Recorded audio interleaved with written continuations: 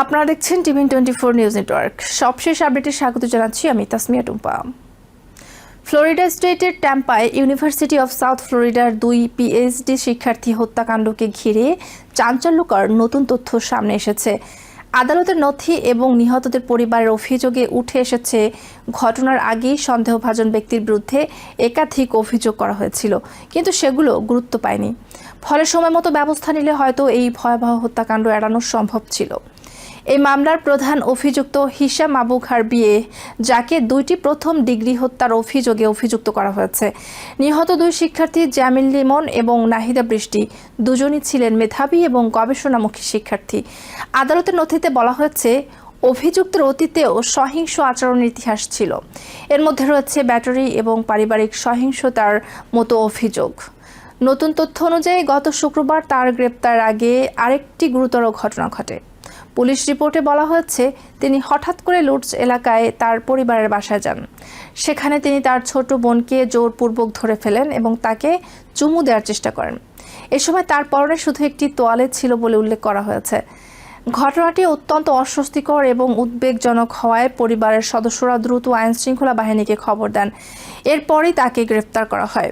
তবে সহিংস আচরণ নতুন কিছু ছিল না, এমনটাই বলছে আদালতের নথি এবং পরিবারের সদস্যরা। নিহত জামিল লিমনের ভাই জানিয়েছেন, হত্যাকাণ্ডের প্রায় 15 দিন আগে তারা অভিযুক্তের বিরুদ্ধে আনুষ্ঠানিক অভিযোগ করেছিলেন।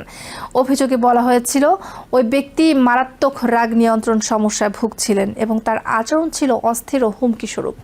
শুধু ভুক্তভোগীদের পরিবারই নয়, তদন্তকারীদের কাছে অভিযুক্তের মা স্বীকার করেছেন যে তার ছেলে দীর্ঘদিন ধরে রাগজনিত সমস্যায় ভুগছিল এবং অতীতে পরিবারের সদস্যদের প্রতিও সহিংস আচরণ করেছে। অর্থাৎ বিভিন্ন দিক থেকে সতর্কবার্তা থাকা সত্ত্বেও কেন কার্যকর ব্যবস্থা নেওয়া হয়নি, সেটি এখন সবচেয়ে বড় প্রশ্ন। এই ঘটনার সবচেয়ে বেশি সমালোচনার মুখে পড়েছে অফ ক্যাম্পাস আবাসন প্রতিষ্ঠান অ্যাভালন হাইটস। এই অ্যাপার্টমেন্টে বসবাস করতেন নিহত 2 শিক্ষার্থী এবং অভিযুক্ত। পরিবারের অভিযুক্তের বিরুদ্ধে অভিযোগ জানানো হলেও কর্তৃপক্ষ কোনো কার্যকর পদক্ষেপ নেয়নি। নিহতদের পরিবারের এক যৌথ বিবৃতিতে বলা হয়েছে, তারা চান ইউনিভার্সিটি কর্তৃপক্ষ যেন অ্যাভালন হাইটসের বিরুদ্ধে আইনি ব্যবস্থা গ্রহণ করে। তারা প্রশ্ন তুলেছেন, কেন রুমমেট নির্বাচন করার সময় যথাযথ ব্যাকগ্রাউন্ড যাচাই করা হয়নি এবং কেন বাসিন্দাদের সম্ভাব্য ঝুঁকি সম্পর্কে সতর্ক করা হয়নি।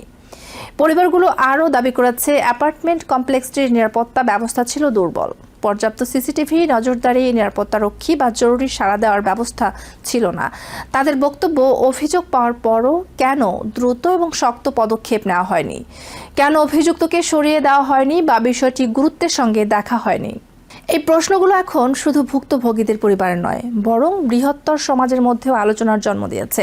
কারণ বিশ্ববিদ্যালয় সংলগ্ন আবাসনগুলোতে শিক্ষার্থীদের নিরাপত্তা নিশ্চিত করা অত্যন্ত গুরুত্বপূর্ণ, বিশেষ করে যখন সেখানে আন্তর্জাতিক শিক্ষার্থী এবং গবেষকরা বসবাস করেন। তখন নিরাপত্তা ব্যবস্থায় কোনো ধরনের গাফিলতি মারাত্মক পরিণতি ডেকে আনতে পারে। আইনি প্রক্রিয়ার দিক থেকে জানা গেছে, অভিযুক্ত তার নির্ধারিত বন্ড শুনানিতে উপস্থিত হওয়ার অধিকার ত্যাগ করেছেন এবং বর্তমানে হেফাজতে রয়েছেন। আগামী মঙ্গলবার আইনজীবী এবং বিচারক মামলার পরবর্তী ধাপ নিয়ে আলোচনা করবেন। ধারণা করা হচ্ছে, তদন্তের অগ্রগতির সঙ্গে সঙ্গে আরও গুরুত্বপূর্ণ তথ্য সামনে আসবে। তদন্তকারীরা জানিয়েছেন, তারা এখনও প্রমাণ সংগ্রহের কাজ চালিয়ে যাচ্ছেন এবং সাধারণ মানুষের সহায়তা চেয়েছেন। বিশেষ করে 17 এপ্রিল রাত 1টা থেকে ভোর 5টার মধ্যে হাওয়ার্ড ফ্রাঙ্কল্যান্ড ব্রিজ এলাকায় কেউ যদি কোনো সন্দেহজনক কিছু দেখে থাকেন বা ভিডিও ধারণ করে থাকেন, তাহলে তা আইনশৃঙ্খলা বাহিনীকে জানানোর আহ্বান জানানো হয়েছে। তাদের ধারণা, হত্যাকাণ্ডের পর ওই সময়ের মধ্যে মরদেহ সরানোর চেষ্টা করা হয়েছিল এবং গুরুত্বপূর্ণ প্রমাণ ওই এলাকাতেই থাকতে পারে। ইতিমধ্যে তদন্তকারীরা মনে করছেন, অন্তত একজন ভুক্তভোগীর মরদেহ ওই এলাকায় ফেলে দেওয়া হয়েছিল। এই ঘটনাটি এখন একটি বড় প্রশ্নের জন্ম দিয়েছে। এটি কি প্রতিরোধযোগ্য ছিল? অভিযোগগুলো যদি গুরুত্ব পেত, সময় মতো পদক্ষেপ নেওয়া হতো, তাহলে কি 2টি মূল্যবান প্রাণ বাঁচানো সম্ভব ছিল? এখন পরিবারের একটাই দাবি, এই ঘটনার সঠিক তদন্ত, দায়ীদের জবাবদিহি নিশ্চিত করা এবং ভবিষ্যতে যেন আর কোনো শিক্ষার্থী এমন নিরাপত্তাহীনতার শিকার না হয়, সে ব্যবস্থা নেওয়া। নিউ ইয়র্ক থেকে সম্প্রচারিত TVN24 টেলিভিশন, বিশ্বজুড়ে বাঙালির কণ্ঠস্বর।